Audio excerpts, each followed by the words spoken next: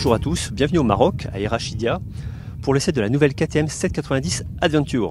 Alors cette moto a en commun avec la 790 Duke, le Roadster, son moteur, le bicylindre LC8C de 799 cm3. On avait déjà bien aimé ce moteur dans le Roadster, mais je trouve qu'il s'exprime encore plus pleinement dans cette machine, on y reviendra tout à l'heure. Alors comme vous pouvez le voir, KTM a pas mal innové sur ce modèle, puisque le réservoir de l'Adventure entoure vraiment la machine et vient placer le carburant au plus bas, vraiment de chaque côté. Donc vraiment tout le poids, et il fait quand même 20 litres de contenance, donc c'est quand même pas mal. Donc tout le poids est vraiment au plus bas de la machine. Quand vous regardez bien la moto, on sent bien que le maximum des masses est quasiment en dessous de l'horizon de selle. Donc ça c'est quand même pas mal. En parlant des selles biplace, très bien dessinées, très confortable. Vraiment, je vous en dirai un petit peu plus au guidon, mais c'est vraiment un très grand confort, assez surprenant pour ce type de machine. Je ne m'attendais pas à ça, surtout elles ont l'air assez denses comme ça, les assises, mais en fait c'est pas mal. Une offre électronique très importante sur cette machine, entièrement déconnectable à chaque fois, que ce soit l'ABS, le contrôle de traction, et également 3 modes moteur qui équipent cette machine, avec un mode optionnel rallye. Mais ça, on vous en dira davantage sur l'essai en ligne sur lerepaire-des-motards.com. On vous détaillera tout ça. La fourche, c'est une fourche non ajustable, de même que l'amortisseur. Ça, c'est vrai qu'en suspension, on aurait bien aimé avoir un petit peu de réglage possible. Cependant, elle est réglée très confortable et très efficace. On est sorti un petit peu hors bitume. On a passé des saignées, des trous, des bosses, un petit peu de sable. Et même avec les pneus d'origine et même dans cette configuration plutôt routière, la machine s'en sort très très bien, avec une agilité vraiment très appréciable en tout terrain. De même sur route, on a une machine qui passe très facilement d'un angle à l'autre, qui est vraiment très facile de prise en main. C'est vraiment très agréable. Une attaque de frein avant un peu forte à mon sens. Il faut quand même un peu régler le levier pour que ce soit pas trop puissant dès les premiers millimètres. Mais sinon, une machine vraiment performante sur route. D'ailleurs, je vous propose de retrouver mes impressions directement au guidon. Ce qu'on peut dire sur cette machine dès le premier roulage, c'est que l'ergonomie conjugue vraiment très bien à la fois le standard de routière, avec un accueil vraiment particulièrement confortable pour le pilote, tant pour la position des bras sur le guidon que la flexion des jambes, l'assise également, qui me paraissait dure en montant sur la machine, est en fait très bien pensée, très bien dessiné. C'est assez remarquable à ce niveau. Et ça reste assez confortable même sur un long trajet avec des routes assez bosselées.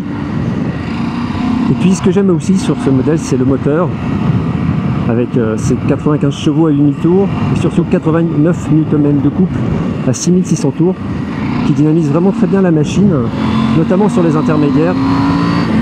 Voilà, là vous pouvez entendre, ça accélère vraiment assez fort tout de suite.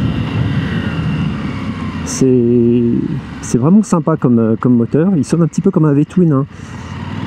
On retrouve évidemment tout de suite le côté assez joueur de la KTM avec un train avant assez léger. C'est d'ailleurs pour ça que les ingénieurs ont mis un amortisseur de direction de série. Je pense que ça aide pas mal. Quand on commence à taquiner le bicylindre, il répond présent. Ça, il n'y a pas de souci. J'aime vraiment beaucoup ce moteur. Moi, je le trouve plus agréable que dans le modèle Duke.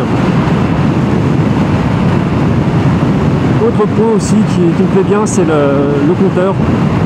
Ça, cet écran TFT est vraiment remarquable. Il est très bien conçu en termes d'ergonomie. La lecture est vraiment très bonne. Les infos sont judicieusement répertoriées. C'est un peu plus compliqué d'aller changer de mode ou de rentrer un petit peu dans les settings de la machine. C'est un peu moins didactique que ce qu'on peut imaginer. Mais par contre, c'est vraiment très clair en termes d'affichage et en termes de compréhension des infos. Donc ça, c'est vraiment très bien. Autre excellent point, le confort des suspensions. Alors, le setting est particulièrement souple et ça absorbe vraiment quasiment tous les défauts de la route. C'est incroyable, on peut vraiment passer dans des saignées là tout à l'heure quand je suis sorti un petit peu en off-road et ça absorbe vraiment tout. Et ça gère vraiment très bien tous les creux, les bosses, même les plus sèches. C'est vraiment assez remarquable. Et sur route, c'est un peu un tapis volant.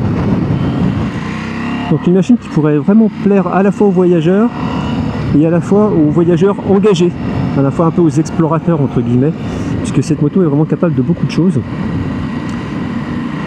Même avec des suspensions non ajustables, c'est vraiment le seul point qui pourrait chagriner sur ce modèle. L'amortissement est vraiment de qualité.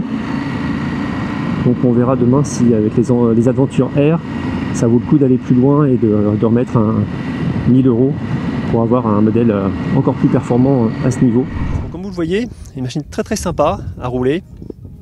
Ça est plutôt orienté route, mais avec de vraies capacités d'off-road. Un son très sympa aussi, l'échappement bien paramétré, plutôt agréable quand on roule, pas trop puissant, et avec du caractère. Et sur cette machine, vous pouvez voir une bulle réglable aussi qui est très agréable en position haute. Position basse, on prend quand même pas mal d'air. Mais bon, par contre, c'est pas ajustable facilement, il faut déboulonner à un endroit. Bon, on ne le fait pas tous les jours, mais voilà, elle n'est pas ajustable. Le prix de cette machine, 12 499 €. Ça paraît cher, mais il faut voir quand même que KTM a placé beaucoup de technologie dans le moteur. On a également pas mal d'électronique sur ce modèle. Une qualité de conception et d'ergonomie vraiment remarquable. C'est vraiment une machine qui peut voyager loin, qui peut faire beaucoup de choses en tout terrain. Donc il faut quand même pas mal réfléchir. Et puis pour ceux qui voudraient s'essayer à plus d'off-road, il y a aussi le modèle R qui est 1000 € plus cher, 13 499 €. Et ça, on vous en reparle sur un autre essai. N'oubliez pas de vous abonner à la chaîne YouTube, retrouvez l'essai complet sur le site lerepartdesmotards.com. Et moi, je vous retrouve très bientôt pour un nouvel essai. Merci.